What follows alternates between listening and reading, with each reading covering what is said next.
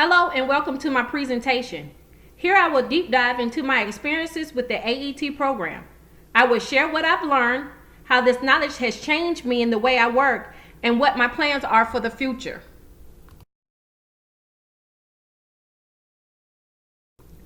Throughout this journey, we have read many books, listened to lectures, and shared thoughts, and learned a great deal about education and about ourselves. While each moment of this journey has impacted me in ways that I may not have realized, there are a few moments that stand out for me. These moments have made a major impact in my knowledge, ideas, and even my behavior. One reading that enters my mind on a regular basis is Tao of Conversation. This cover is as beautiful as the words found inside. The author encourages readers to truly listen, to be open to new ideas, to be honest, to respect their conversation partners, and to lead the conversation with at least an alternative perspective. For my instructional design project, I decided to create a class that was about communicating better. It was a wonderful experience. Even though I thought the class was challenging and I struggled, I was happy with my work. Communication is so important to me and at my position at work, so I wanted to bring special attention to it here in my presentation. Another major lesson that I've learned was how valuable assessments can be. I realized that there is more to it than just coming up with some questions then reading the answer. It is so important to give thought to the question. They need to be clearly worded. They must be long enough, but not so long that the students get bored or frustrated. Finally, it was revealed that reading assessment answers is just not enough. Providing feedback to the students proves to them that their time was worth the effort. Making changes based on their assessment, thanking the students for their time, and making sure they know that the assessment was helpful. One concept I believe in strongly is that having knowledge is not enough. For knowledge to have value, it must be put into action. With this in mind, I would like to explain the impact that Bloom's taxonomy has had on my life and work. As a learner, I try to keep the cognitive domain in mind. I absorb the knowledge being taught by first memorizing and then understanding the information. Then I apply it to my assignments. I analyze the feedback from my professor, plan how I will change based on that feedback, and evaluate whether those changes are appropriate. As a teacher, I like to take a different approach and try to train my learners to target their psychomotor domain. My job requires that I teach medical staff how to use my company's type of MRI machine, so it's important that they understand the actions and procedures. They need to be able to react to situations and complete tasks correctly. The psychomotor domain of Bloom taxonomy is the right tool for this job. When I'm not in the class as a learner or a teacher, I consider myself to be an individual. Still experiencing life involves constantly learning and adapting. So I like to keep the affective domain in mind as I go throughout my days. This part of Bloom's taxonomy allows me to process what I perceive, respond to it, assign value to it, and hopefully build knowledge from it in my everyday experiences.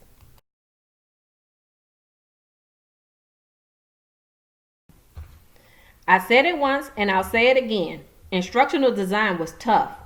A challenging class is only made harder by a lack of confidence. I felt overwhelmed, underqualified, and I thought I was destined to fail. With the help of my incredible classmates and a skilled professor, I did more than just make it through. I came out of the class with more confidence and the fire to take that confidence out of the classroom and into the workplace. I took part in developing an assessment for my trainees, and it was received so well that it inspired me to do more. During the assessment and evaluation class, we were asked to discuss how our workplace assess attitudes. I came up blank. This called to my attention the need for an attitude assessment where I work. Now, I'm in the process of bringing an attitudes assessment to my workplace, and everyone seems to be on board. Before this program, I would have never had the confidence or incentive to step up and make a suggestion, let alone to volunteer to follow up on that suggestion myself. I have grown so much and came so far. My newfound confidence and ambitious attitude has not been limited to the workplace. I have developed personally as well as a parent, as a friend, and as an individual. One theorist who contributed to this development was David Cole. He introduced the experiential learning cycle, which starts with an experience. Cole encourages us to reflect on our experiences, conceptualize the lesson that we find in the experience, put that concept into practice, and see how it combines with our future experiences, at which points the cycle starts all over. This has helped me personally because it allowed me to reframe negative and challenging experiences and to see them as a useful lesson. It has left me feeling more positive, more optimistic, and having less stress in my life. Among many discoveries I made during this process, one of those discoveries has been beneficial to me in my professional life. During an assignment that required us to research professional organizations, I discovered ARMRIT, which stands for American Registry of Magnetic Resonance Imaging Technologies. For those of you are not familiar, magnetic resonance imaging is what MRI stands for. Thus, this is an organization that was developed just for MRI techs like me.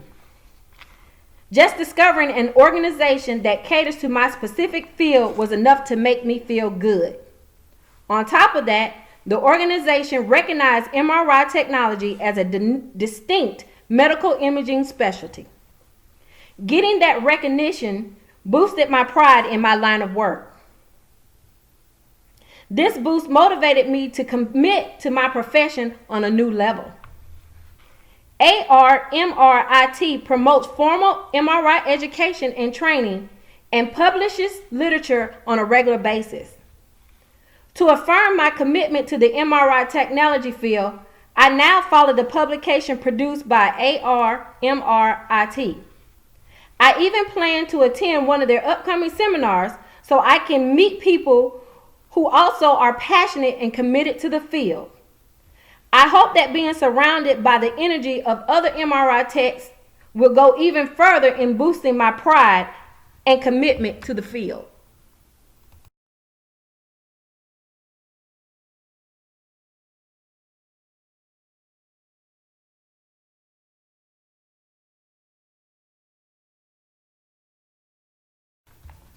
Being a teacher and a learner simultaneously has been intriguing. At first, I looked at it from the standpoint that I needed to switch back and forth between being an instructor and being a student, depending on whether I was at work or engaged with class. Throughout this journey, and with the help of a few key theories and concepts, I realized that I had it all wrong. In order to be the best teacher and the best learner I could be, I needed to combine these perspectives. I needed to continue to look through the learner's lens when I was teaching in order to be the best instructor I could be. I need to keep the instructor's perspective in mind when interpreting assignment instructions and participating in class discussions. Only then I can make the most out of a lesson that I was learning during this process. Michael Gabrov had a big part in teaching me this lesson. In his book, The Teachers of Adults, he writes, "If you understand adults as learners, you will begin to understand what you need to do to be effective within the educational encounter." Page 14. What better way to understand adult learners than to become one and to carry my experiences as a student with me when I return to the classroom as a teacher?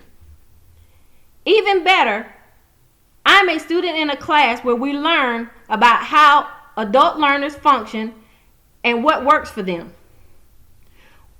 We are learning how we function and how we learn. What a fascinating experience to be a part of.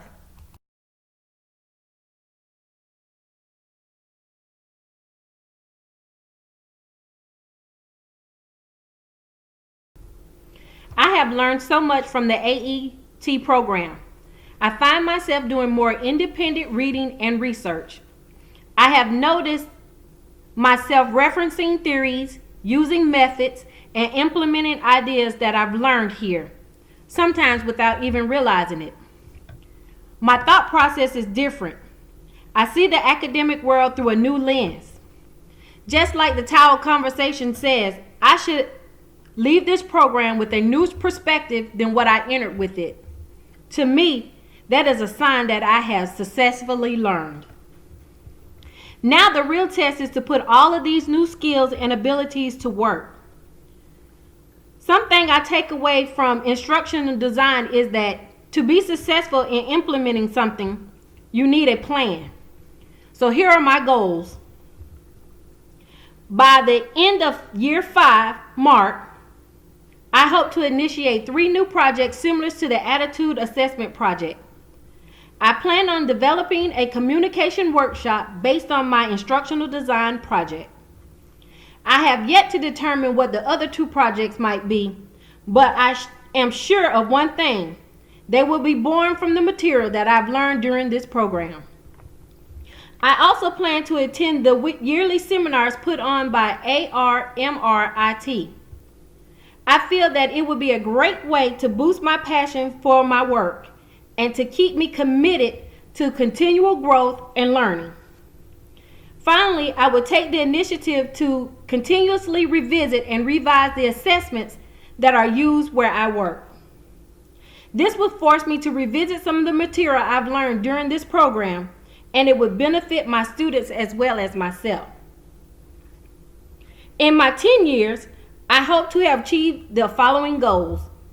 I will continue the same practices that are being part of my 5-year plan, but continue with attending seminars, revise assessments, and initiate new projects. In addition, I hope to publish my own journal article, perhaps as a part of the ARMRIT publication. This is a part of my 10-year plan because I feel very unfamiliar with the process of publishing work, and I'm sure it will take some time to educate myself on its process. Next, I hope to lead a seminar of my own.